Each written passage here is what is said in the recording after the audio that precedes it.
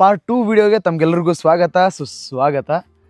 ತುಂಬ ಬೇಜಾರಿನ ವಿಷಯ ಒಂದಿದೆ, ಅದನ್ನು ಹೇಳ್ತೀನಿ. ಏನು ಅಂತಂದರೆ, ನಾನು ನಿಮಗೆ ಮೊದಲನೇ ವಿಡಿಯೋದಲ್ಲಿ ಹೇಳಿದ್ದೆ, ವೀರಗಲ್ಲುಗಳನ್ನು ಹುಡ್ಕೊಂಡು ಪವಿತ್ರವನಕ್ಕೆ ಹೋಗಿದ್ವಿ. ಅಲ್ಲಿ ನಮಗೆ 11 ಸಿಕ್ವು. ಉಳಿದ ವೀರಗಲ್ಲುಗಳು ಅದಾದಮೇಲೆ ಒಂದಿಷ್ಟು ವೀರರ ಸಮಾಧಿಗಳಿದ್ದಾವೆ, ಅವುಗಳನ್ನ ಹುಡ್ಕೊಂಡು ಒಂದು ಜಾಗಕ್ಕೆ ಬಂದಿದ್ದೀವಿ. ಇಲ್ಲಿ ಹಿಂದ್ಗಡೆ ನೋಡ್ತಿದ್ದೀರಲ್ವಾ, ಇದು ಕೂಡ ಒಬ್ಬ ವೀರರ ಸಮಾಧಿ. ಅದಾದಮೇಲೆ ಇಲ್ಲೊಂದಿಷ್ಟು ವೀರರ ಸಮಾಧಿಗಳಿದ್ದಾವೆ, ಅವುಗಳನ್ನ ನೋಡಬೇಕು ಅಂತ ಹೇಳಿ ನಾನು ಈಗ ಸದ್ಯಕ್ಕೆ ಹೊಲ ಯಾರು ಮಾಡ್ಕೊಂಡಿದ್ದಾರೆ, ಶಂಕರಪ್ಪ ಸಾವ್ಕಾರ ಅಂತ ಹೇಳಿ ಅವರ ಒಂದು ದಾಳಂಬ್ರಿಯ ತೋಟ ಇದೆ. ಆ ತೋಟದ ಒಳಗಡೆ ಈಗ ಅವರು ಬೇಲಿಯನ್ನು ಹಾಕ್ಕೊಂಡಿದ್ದಾರೆ. ನೋಡ್ಬೋದು ನೀವು, ಇಲ್ಲಿ ಬೇಲಿ ಹಾಕ್ಕೊಂಡಿದ್ದಾರಲ್ಲ, ಅದರ ಒಳಗಡೆ ಇದ್ದಾವೆ ಉಳಿದ ಸಮಾಧಿಗಳು. ಅವುಗಳನ್ನ ಡೀಟೇಲ್ ಆಗಿ ನೋಡಬೇಕು ಅಂತ ಅಂದ್ಕೊಂಡಿದ್ದೆ. ಏನಿಲ್ಲ ಅಂದರೂ 1.5 ತಾಸು 2 ತಾಸು ಹುಡುಕಾಡಿದ್ದೀನಿ ಈ ಜಾಗ ಸಿಗಬೇಕು ಅಂದರೆ. ಯಾರು ಕೇಳಿದ್ರು ಅಡ್ರೆಸ್ಸೇ ಹೇಳಲ್ಲ. ಈರಲ್ ದೊಡ್ಡಿ ಅಂತ ಅಂದರೆ ಯಾರಿಗೂ ಗೊತ್ತೇ ಇಲ್ಲ. ಬಂದು ಬೇಕಾದರೆ ನೀವು ಅರಕೆರೆಯ ಸುತ್ತಮುತ್ತ ಕೇಳಿ ನೋಡಿ, ಈರಲ್ಲ ದೊಡ್ಡಿ ಅಂತ ಹೇಳಿ ಯಾರೂ ಹೇಳಲ್ಲ ನಿಮಗೆ. ಇದು ಏನಂದರೆ ಈರ್ಲ್ಕುಂಟೆ ಅಡವಿ ಅಂತ ಕರೀತಾರೆ, ಅದರ ಹತ್ರ ಇದೆ. ನಾವು ಬುಕ್ಕಲ್ಲಿ ಓದಿದ ಪ್ರಕಾರ ನೋಡಿದರೆ ಈರಲ್ ದೊಡ್ಡಿ ಅಂತ ಇತ್ತು. ಅಂತೂ ಈಗ ಆ ಪ್ಲೇಸ್ಗೆ ಬಂದು ತಲುಪಿದ್ದೀನಿ. ಇಲ್ಲೊಂದಿಷ್ಟು ವೀರಗಲ್ಲುಗಳು ಹಂಗೆ ಬಿದ್ದಿದ್ದಾವೆ, ಅವುಗಳನ್ನು ನೋಡೋಣ. ಅದಾದಮೇಲೆ ಅಲ್ಲಿರುವಂಥ ಸಮಾಧಿ ನೋಡ್ತಿರ್ಬೋದು, ಅಲ್ಲೊಂದು ಸಮಾಧಿ ಇದೆ. ಅವುಗಳನ್ನು ನೋಡಿ ಅದಾದಮೇಲೆ ನಿಮಗೆ ಪಾರ್ಟ್ 1 ವಿಡಿಯೋದಲ್ಲೇ ಹೇಳಿದ್ದೆ ಯಾಕೆ ಇವರು ಹೋರಾಡಿದ್ರು, ಯಾರಿಗೋಸ್ಕರ ಹೋರಾಡಿದ್ರು ಅಂತ ಹೇಳಿ. ಅವೆಲ್ಲವನ್ನು ಕೂಡ ಮುಂದೆ ಎಕ್ಸ್ಪ್ಲೇನ್ ಮಾಡ್ತೀನಿ. ಇಲ್ಲಿ ನೀವು ನೋಡ್ಬೋದು ವೀರಗಲ್ಲು ಇಲ್ಲೂ ಇದೆ. ಇಲ್ಲಿ ಕುದುರೆ ಮೇಲೆ ಕೂತ್ಕೊಂಡಿರೋದು, ಇದು ಸ್ವಲ್ಪ ಬೇರೆ ಕಲ್ಲಿದೆ, ಕಪ್ಪು ಕಲ್ಲು ಗೊತ್ತಾಗುತ್ತೆ ನಿಮಗೆ. ನೋಡಿ ಯಾವ ಕಲ್ಲಿದೆ ಅಂಥೇಳಿ. ಇಲ್ಲಿ ನೋಡಿ, ಈ ಕಡೆ ವೀರಗಲ್ಲಿದೆ. ಇತಿಹಾಸ ತಜ್ಞರು, ಇತಿಹಾಸಕಾರರು ಹೇಳೋ ಪ್ರಕಾರ ಇವೆಲ್ಲ ವೀರಗಲ್ಲುಗಳು ವಿಜಯನಗರ ಸಾಮ್ರಾಜ್ಯದ ಕಾಲದ ವೀರಗಲ್ಲುಗಳು. ಅಂದರೆ ಅರ್ಥ ಮಾಡ್ಕೊಳ್ರಿ, ವಿಜಯನಗರ ಸಾಮ್ರಾಜ್ಯದ ಕಾಲದಲ್ಲಿ ಇಲ್ಲಿ ಸುತ್ತಮುತ್ತ ಎಲ್ಲಾದರೂ ಯುದ್ಧ ನಡೆದಿರಲೇಬೇಕು. ಸೊ ಆ ಯುದ್ಧ ಎಲ್ಲಿ ನಡೆಯುತ್ತೆ ಅನ್ನೋದು ಕೂಡ ಹೇಳ್ತೀನಿ. ಕ್ರಿಸ್ತಶಕ 1520ರಲ್ಲಿ ಕೃಷ್ಣದೇವರಾಯರು ಒಂದು ಯುದ್ಧವನ್ನು ಗೆಲ್ತಾರೆ. ಆ ಯುದ್ಧವನ್ನು ಗೆಲ್ಲುವಂಥ ಆಸುಪಾಸಿನ ಸಂದರ್ಭದಲ್ಲಿ ಈ ಒಂದು ಕಲ್ಲುಗಳು ನಿರ್ಮಿತವಾಗಿರುವಂಥದ್ದು. ಎಲ್ಲ ಕಲ್ಲುಗಳನ್ನು ನೋಡ್ಬೋದು ನೀವು. ಇಲ್ಲೊಂದು ವೀರಗಲ್ಲು, ಅಲ್ಲೊಂದು ವೀರಗಲ್ಲಿದೆ. ಅದಾದಮೇಲೆ ಈ ಕಡೆ ಒಂದಿದೆ, ಬನ್ನಿ ತೋರಿಸ್ತೀನಿ. ನೋಡಿ ಇಲ್ಲಿ. ಸೊ ಇದೇ ರೀತಿ ನಾವು ಚಂದನಕೇರಿಯಲ್ಲೂ ಕೂಡ ವೀರಗಲ್ಲುಗಳನ್ನು ನೋಡಿದ್ವಿ, ಒಂದು ಸಮಾಧಿಯನ್ನು ನೋಡಿದ್ವಿ. ನಾನು ದೇವಸ್ಥಾನ ಅಂದ್ಕೊಂಡಿದ್ದೆ, ಬಟ್ ವೀರಗಲ್ಲು ಅಂತ ಈವಾಗ ಗೊತ್ತಾಗಿರೋದು.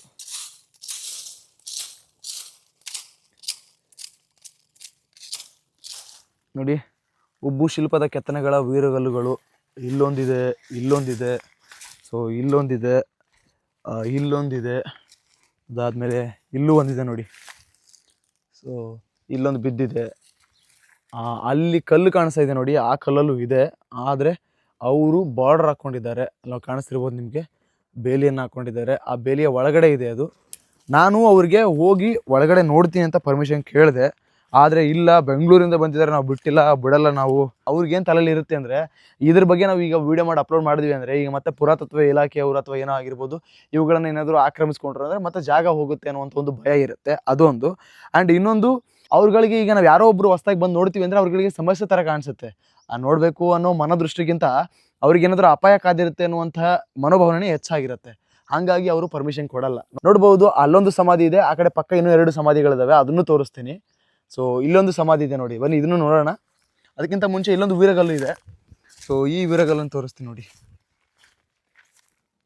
ಎಲ್ಲ ದುಸ್ಥಿತಿಯಲ್ಲಿದ್ದಾವ್ರಿ. ಅಲ್ಲಿ ಪವಿತ್ರವನದಲ್ಲಿರೋದು ಮಾತ್ರ ಚೆನ್ನಾಗಿದ್ದಾವೆ. ಇಲ್ಲಿ ನೋಡಿ, ಇವೆಲ್ಲವೂ ಕೂಡ ವೀರರ ಸ್ಮರಣೆಗೋಸ್ಕರ ಮಾಡಿರುವಂಥ ಸ್ಮರಣೀಯ ಕಲ್ಲುಗಳು, ವೀರಗಲ್ಲುಗಳು.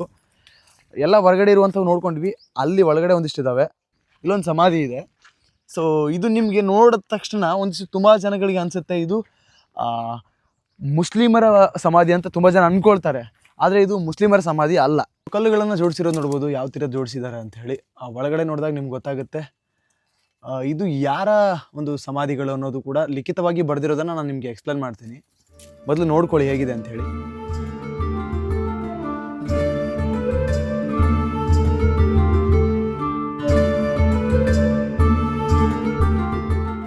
ನೋಡಿ, ಕ್ರಿಸ್ತಶಕ 1500 1600ನೇ ಇಸುವಿಯ ಆಸುಪಾಸಿನಲ್ಲಿ ಕಟ್ಟಿರುವಂತಹ ಸಮಾಧಿಗಳಿವು. ಈಗಲೂ ಕೂಡ ಇತಿಹಾಸವನ್ನು ಎತ್ತಿ ಎತ್ತಿ ತೋರಿಸ್ತಾ ಇದ್ದಾವೆ.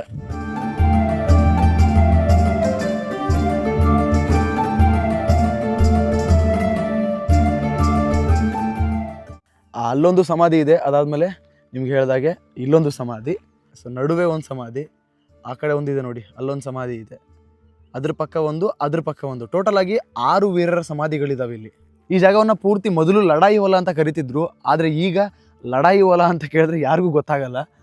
ಯಾಕೆ ಲಡಾಯಿ ಹೊಲ ಅಂತ ಕರಿತಿದ್ರು ಅಂದರೆ, ಮೊದಲು ಆಗ ಒಂದು ನಂಬಿಕೆ ಇತ್ತು, ಮುಸ್ಲಿಮರು ಮತ್ತು ಹಿಂದೂಗಳು ಯುದ್ಧ ಮಾಡಿದಂತಹ ಜಾಗ ಇದು, ಸೊ ಯುದ್ಧ ಮಾಡೋಕ್ಕೆ ಬಳಸ್ತಿದ್ದಂತಹ ಜಾಗ ಇದು ಅಂಥೇಳಿ. ಹಂಗಾಗಿ ಲಡಾಯಿ ಹೊಲ ಅಂತ ಕರಿತಿದ್ರು ಅಂತೆ.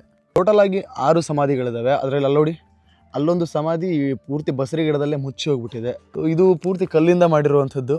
ಆದಮೇಲೆ ಈ ಕಡೆ ಒಂದು, ನಾನು ನಿಮ್ಗೆ ಹೇಳಿದಾಗ ಅಲ್ಲೊಂದು ಸೆಂಟ್ರಲ್ ಒಂದಿದೆ, ಆ ಕಡೆ ಒಂದು ಹೊರಗಡೆ ಒಂದಿದೆ. ಸೊ ಇವೆಲ್ಲ ಟೋಟಲ್ ಆಗಿ ಒಂದು 6 ಸಮಾಧಿಗಳಿದ್ದಾವೆ.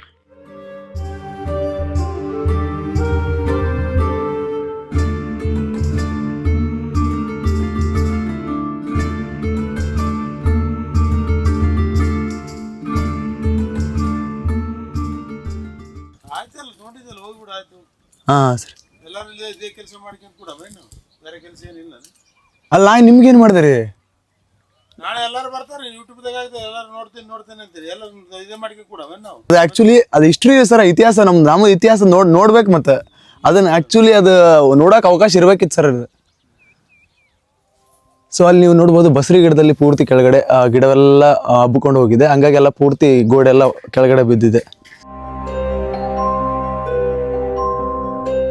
ಸೊ ಈಗ ನಾವೇ ನೋಡಿದ್ವಿ ಎಲ್ಲ ಸಮಾಧಿಗಳು, ಅದಾದ್ಮೇಲೆ ವೀರಗಲ್ಲುಗಳು ಇರೋದು ವೀರರ ಸ್ಮರಣೆಗೋಸ್ಕರ. ಹಂಗಾದ್ರೆ ಯಾರು ಹೋರಾಟ ಮಾಡಿದ್ರು ಅನ್ನೋ ಕಾರಣಕ್ಕೆ ಈ ವೀರಗಲ್ಲುಗಳನ್ನು, ಈ ಸಮಾಧಿಗಳನ್ನು ಸ್ಥಾಪನೆ ಮಾಡಿರ್ಬೋದು ಅಂಥೇಳಿ ಇತಿಹಾಸಕಾರರು ಹೇಳೋ ಪ್ರಕಾರ ಏನಂತಂದರೆ, ವಿಜಯನಗರ ಸಾಮ್ರಾಜ್ಯದ ದೊರೆ ಆಗಿರುವಂಥ ಶ್ರೀಕೃಷ್ಣ ದೇವರಾಯರು ರಾಯಚೂರು ಕೋಟೆಯನ್ನು ಆಕ್ರಮಿಸ್ಕೊಳ್ಳೋಕ್ಕಿರುವಂಥ ಮುಂಚೆ, ಅಂದರೆ ಒಂದು ಕೆಲವು ವಾರಗಳ ಮುಂಚೆ ಗಬ್ಬೂರಲ್ಲಿ ಒಂದು ಯುದ್ಧ ನಡೆಯುತ್ತಂತೆ. ಅದು ಯಾರ ಜೊತೆ ಅಂದರೆ ಮುಸ್ಲಿಂ ದೊರೆ ಆದಂಥ ಇಸ್ಮಾಯಿಲ್ ಆದಿಲ್ ಶಾ ಮತ್ತು ಶ್ರೀಕೃಷ್ಣ ದೇವರಾಯನ ಸೈನಿಕರ ಜೊತೆ ಒಂದು ಯುದ್ಧ ನಡೆಯುತ್ತೆ.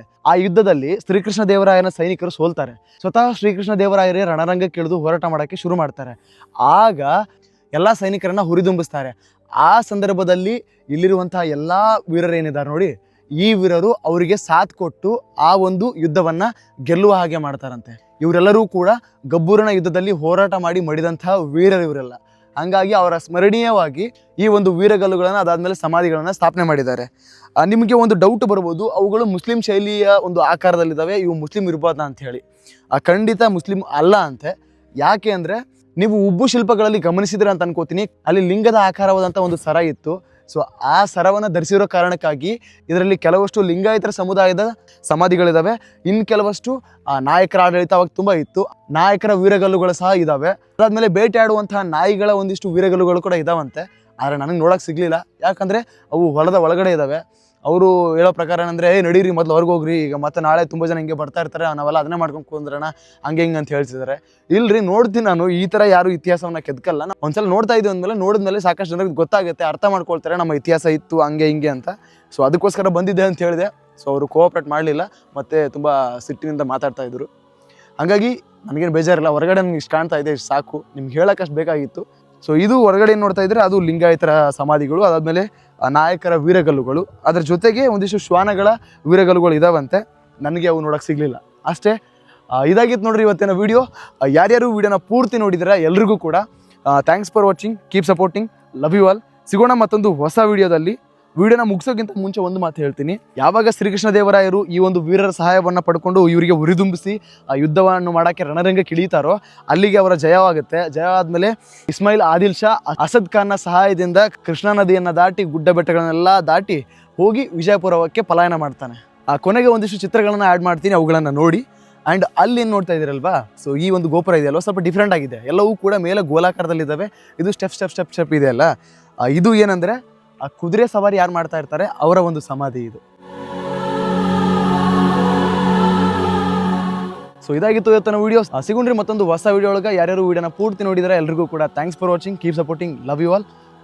ಆ್ಯಂಡ್ ಇನ್ನೊಂದನ್ನು ಮರಿಬೇಡ್ರಿ, ಯಾವ್ದು ಗೊತ್ತಲ್ಲ, ಶೇರ್ ಮಾಡೋದನ್ನು. ಯಾಕಂದ್ರೆ ಶೇರಿಂಗ್ ಈಸ್ ಕೇರಿಂಗ್.